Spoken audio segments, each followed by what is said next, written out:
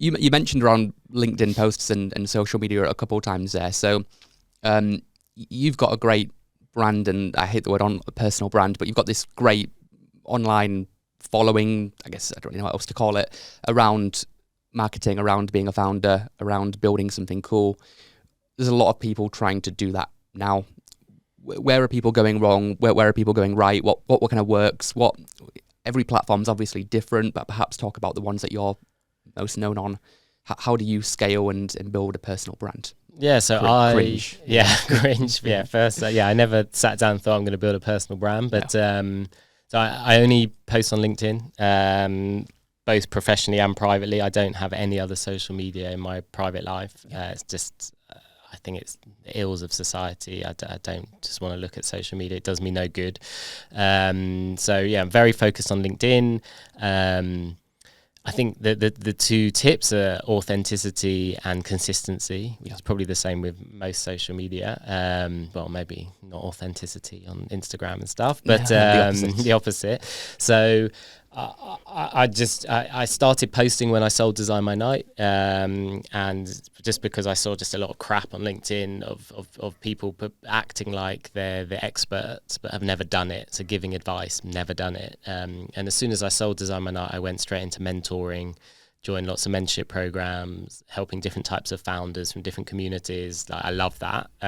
So I just wanted to put all that advice more into the public ether, and just giving real life stories and advice and tips, not curated. Like, people think, oh, I've got a VA writing my posts, or do you have this huge schedule for your LinkedIn? Literally, I will wake up that morning and just think of a little topic to write about and just tap it out. And there'll sometimes be spelling mistakes, there'll sometimes be errors, but I think that's my authenticity. Like, you won't go on and see a curated picture of me looking wistfully out of a window and doing a tip on top of that. And I think that's why it's grown well, because I think people resonate with me. They know it's me writing it.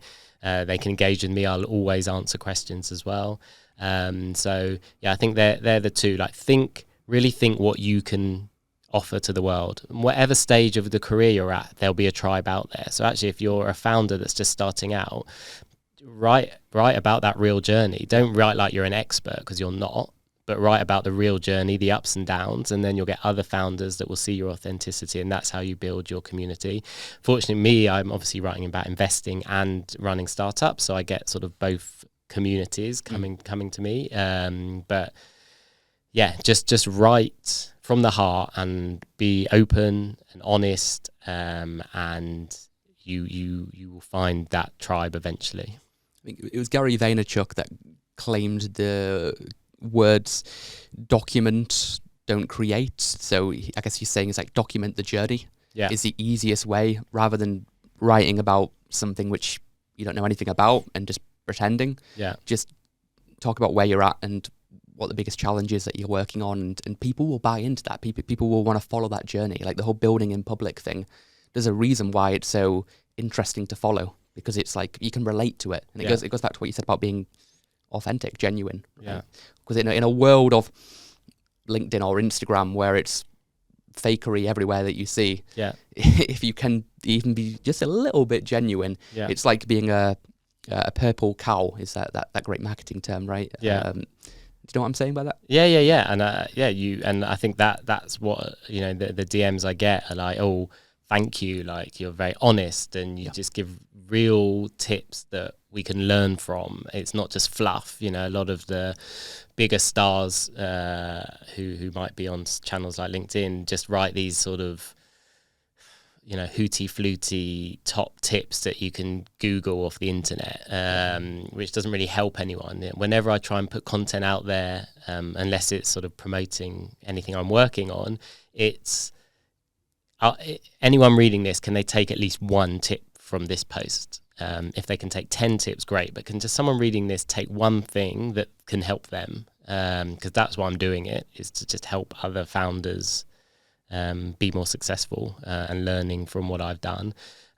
So that is sort of my mantra in anything I put out. Same on the podcast. It's whenever I'm in your seat thinking of what questions to ask and where I'm going to move the conversation, it's okay, at least one thing is a listener going to take from this that they can apply to their own journey.